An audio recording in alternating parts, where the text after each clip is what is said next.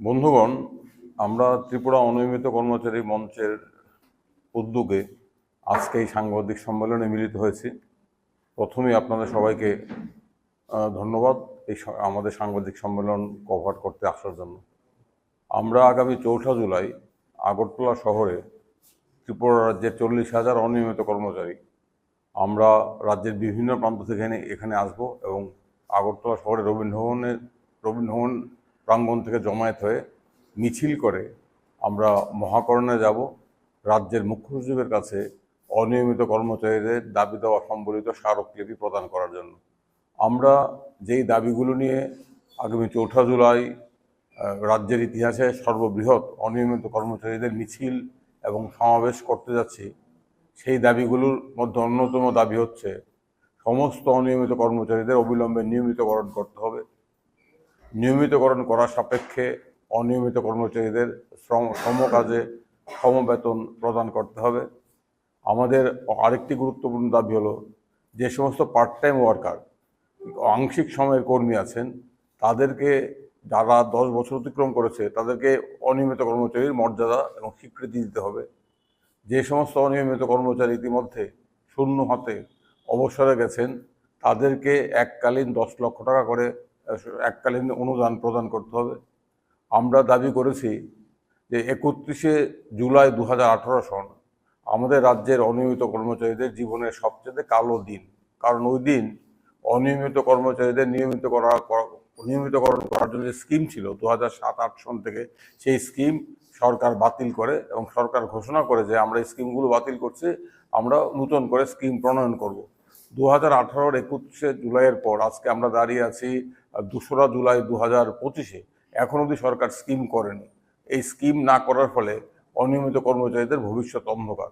2006-7 সনে তৎকালীন সরকার একটি স্কিম ঘোষণা করে বলেছিল যে সমস্ত অনিয়মিত কর্মচারী 10 বছর অতিক্রম করেছে তাদেরকে নিয়মিতকরণ করা হবে। যে সমস্ত আংশিক সময়ের কর্মী 10 বছর অতিক্রম করেছে তাদেরকে অনিয়মিত কর্মচারী মর্যাদা দেওয়া হবে। পার্মানেন্ট লেবারার এবং ক্যাজুয়াল ওয়ার্কার মিলে যারা 15 বছর হয়েছে তাদেরকে ফার্ম ওয়ার্কার পদে নিযুক্ত করা হবে। এই সমস্ত স্কিমগুলো ছিল, কিন্তু আমরা দেখলাম 2018-তে জুলাই মাসে এই সরকার, তৎকালীন সরকার এই স্কিমগুলো বাতিল করলো।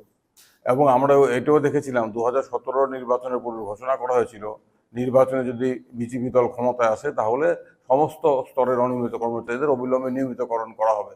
এই আশা, এই প্রতিশ্রুতি অনিয়মিত কর্মচারীদের অনেকেই বিশ্বাস করেছিল, কিন্তু গত 7-8 বছর হচ্ছে প্রতিশ্রুতি ভঙ্গের ইতিহাস এবং বিশ্বাসঘাতকতার ইতিহাস।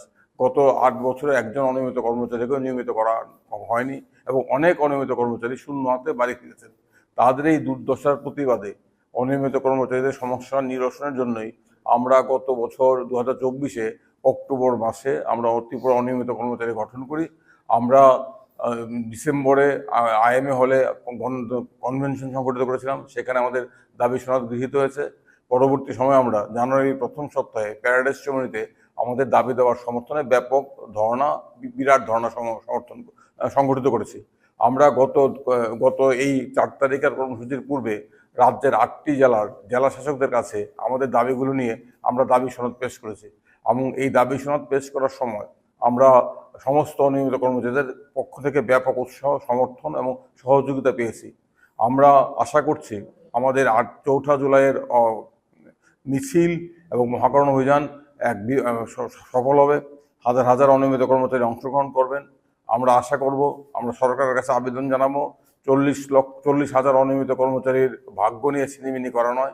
সুপ্রিম কোর্টের রায় আছে, বারবার সুপ্রিম কোর্ট বলেছে যে সমস্ত অনিয়মিত কর্মচারী 10 বছর অধিক সময় ধরে কাজ করছেন তাদেরকে নিয়মিতকরণ করতে হবে এবং তাদেরকে নিয়মিতকরণ করার উদ্দেশ্যে স্কিম চালু করতে হবে। এটা সুপ্রিম কোর্টের নির্দেশ, কিন্তু আমাদের রাজ্য সরকার সেই নির্দেশের পরোয়া করছে না এবং বিভিন্ন দপ্তরে হাজার হাজার শূন্যপদ খালি আছে, সেই সমস্ত শূন্যপদে নিয়োগ না করে অনিয়মিত কর্মচারীদের দিয়ে শূন্যপদের দায়িত্বগুলো পালন করা হচ্ছে, কিন্তু আমরা সমকাজে সমবেতন থেকে বঞ্চিত। আমরা সামান্য মজুরি নিয়ে কাজ করছি অনিয়মিত কর্মচারীরা, এবং অনেক অনিয়মিত কর্মচারী অবসরে গেছেন শূন্য হাতে, তাদের কোনো পেনশন নেই, কোনো সামাজিক সুরক্ষা নেই, এক ভয়াবহ অবস্থা।